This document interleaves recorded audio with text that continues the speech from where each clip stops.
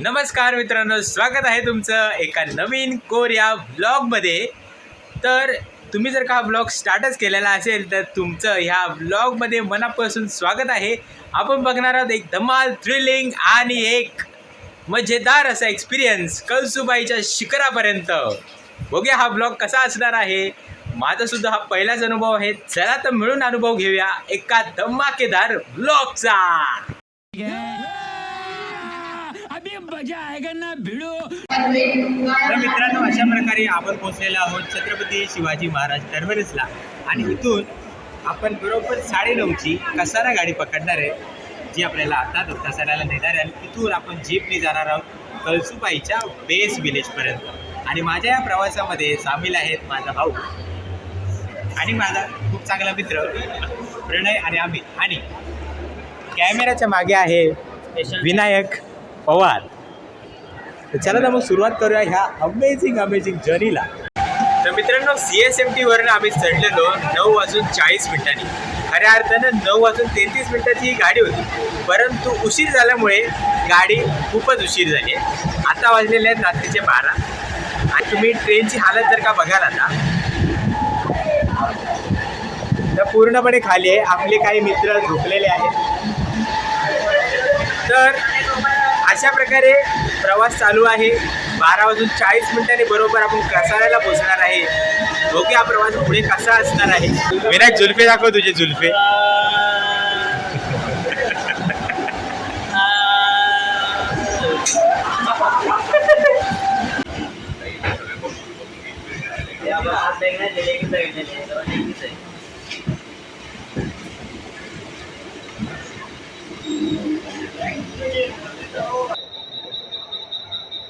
अतिशय सुंदर असं महाराजांचं चित्र कसाऱ्याच्या या सुंदर स्टेशनवरती बनवलं आहे।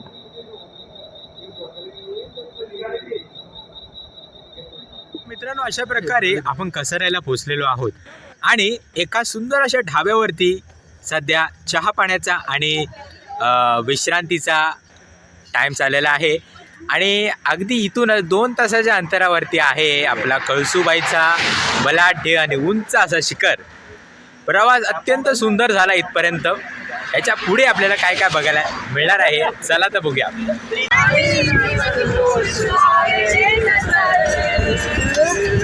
मेरे फोटो को सीने से चिपकाने से या फेविकॉल से निवासन देवीस्थान हे माणसं पोचली। चला पोझिशन लो तुमचा फोटो करा गाइस। इधर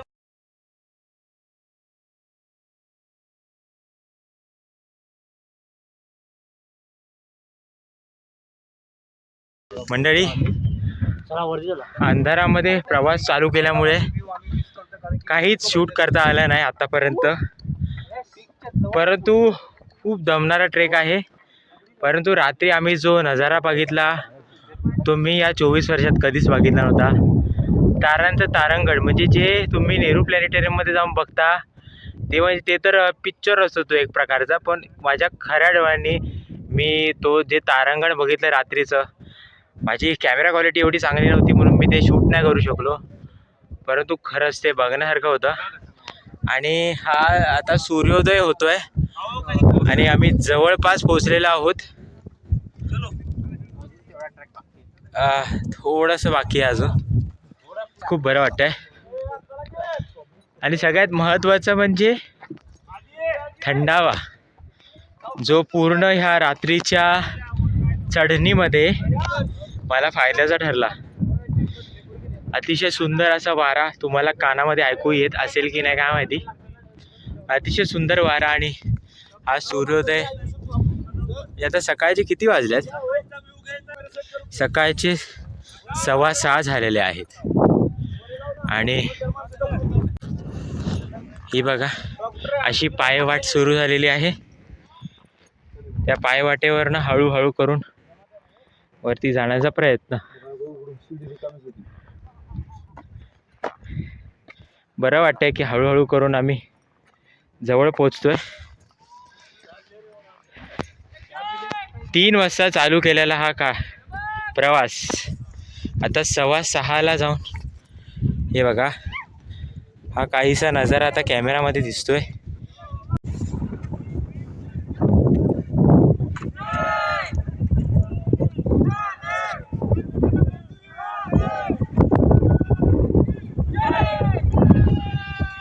मंद वारा वाहतोय, थंडावा आहे त्याच्यामध्ये, त्यामुळे सर्व थकवा जो आहे तो हळूहळू करून निघून जातोय आणि तिकडे वरती आम्हाला पोचायचं आहे.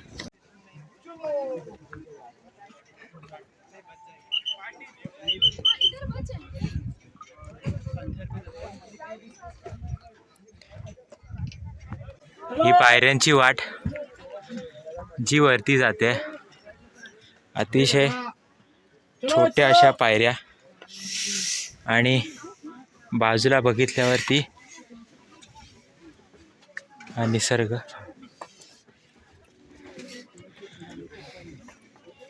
खरंच प्रश्न पडतो की ज्या ठिकाणी आपण चालत जाऊ शकत नाही त्या उंचीवरती ह्या पायऱ्या या लोकांनी कशा बांधल्या असतील. हा बंद करतो, मला चढायला नाही जमत आहे. कुठलीही जागा प्रसिद्ध झाल्याचा परिणाम. सगळेजण फक्त सूर्योदय याची एक झलक मिळवण्यासाठी एवढ्या वेळ कॅमेरा धरून उभे. ज्या मंदिरासाठी आपण एवढी मेहनत घेतली आणि एवढं वरपर्यंत चढत आलो ते मंदिर आहे इथे. या गर्दीमध्ये मंदिर सुद्धा दिसत नाहीये. तुम्हाला सांगू खूप गर्दी आहे. कळसूबाईचं हे मंदिर आणि समोर हे दुःख.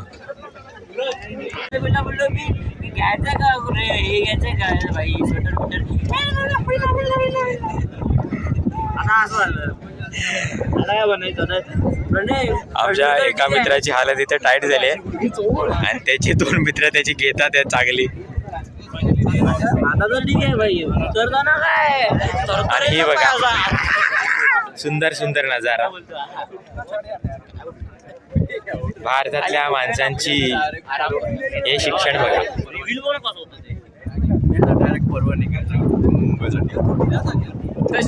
तर मित्रांनो, अशा प्रकारे आपण कळसूबाईच्या शिखरावरती पोहोचलोय. महाराष्ट्राचं सगळ्यात उंच शिखर.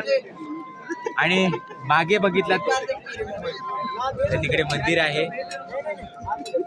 कळसूबाई मातेचं मंदिर. या ट्रेकमध्ये सगळ्यात न आवडती 2 गोष्टी झाल्या. एक म्हणजे भरपूर गर्दी. या शिखरावरतीच आम्ही उभे आहोत.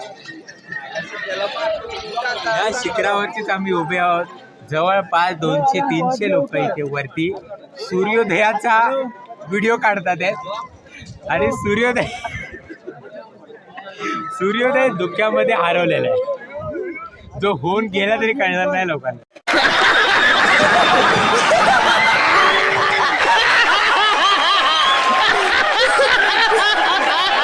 पण ठीक आहे, एक चांगला अनुभव होता आतापर्यंत तरी. आता खाली उतरायचे, खाली जाताना परत मी व्हिडिओ काढण्याचा प्रयत्न करीन.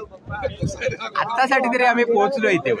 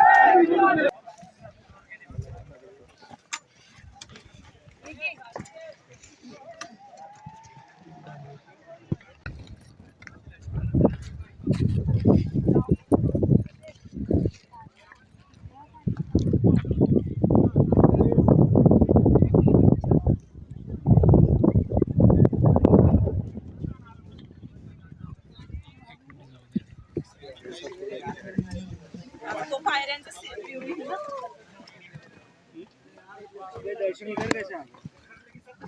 खाली उतरतानाचा एक वेगळा अनुभव, परंतु तेवढाच सुंदर, कारण की सगळं काही डोळ्यांच्या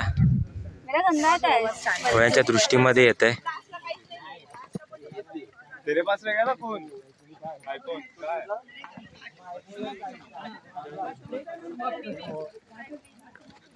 रात्री आम्ही ह्याच वाटेवरनं वरती आलेलो.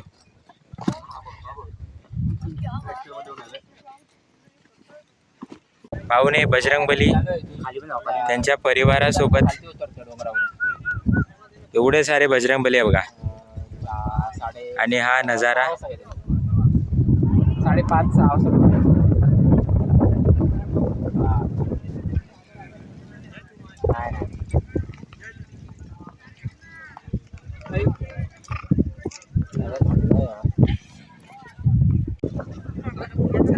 बारीक बारीक पाण्याचे झरे त्यातून वाहत आहेत. आणि हे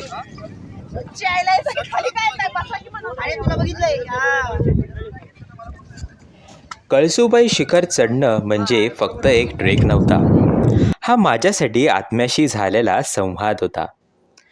प्रत्येक वळणावर, प्रत्येक दगडावर थकवा होता, दमणूक होती, पण त्याहून मोठी होती इच्छाशक्ती.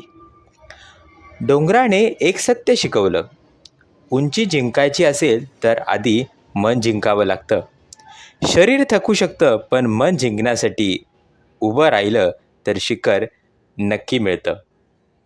आपण रोज धावतो जगासाठी, पण स्वतःसाठी थांबायचं विसरून जातो.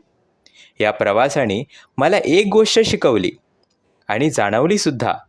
स्वतःसाठी वेळ काढा, शांततेत स्वतःशी बोला, निसर्गात जा, थोडं हरवा आणि स्वतःला नवीन रूपामध्ये घडवलेलं बघा. कारण जग जिंकण्यापूर्वी स्वतःला जिंकणं तेवढंच महत्त्वाचं आहे. तुमच्यामध्ये एक ताकद आहे जी कधीच संपत नाही. फक्त तिला जागा करण्यासाठी अशा प्रवासाची गरज असते. स्वतःमध्ये गुंतवणूक करा, मनावर विश्वास ठेवा, स्वप्नांना चालायला शिकवा. दगडांपलीकडे आकाश असतंच आणि संघर्षापलीकडे यश. लक्षात ठेवा, शिखरावर पोचणं महत्त्वाचं आहे, पण त्याहून मोठं आहे प्रवासात आपण घडलेलं व्यक्तिमत्व काय आहे आणि काय घडलं. आज मी हे महाराष्ट्राचं उंच शिखर सर केलं, उद्या तुम्हीसुद्धा करालच. तोपर्यंत हसत राहा, उंच विचार करा आणि नवनवीन शिखर जिंकत राहा. जय महाराष्ट्र. एक सुंदर दिवस, एक सुंदर प्रवास आणि एक सुंदर नवीन अनुभव. धन्यवाद हा व्हिडिओ आत्तापर्यंत पूर्ण बघितल्याबद्दल. तुमचं प्रेम असंच माझ्यासोबत असू द्या, म्हणजे मला नवीन नवीन व्हिडिओज बनवण्याची प्रेरणा काय मिळत राहील. खूप खूप धन्यवाद हा व्हिडिओ बघितल्याबद्दल.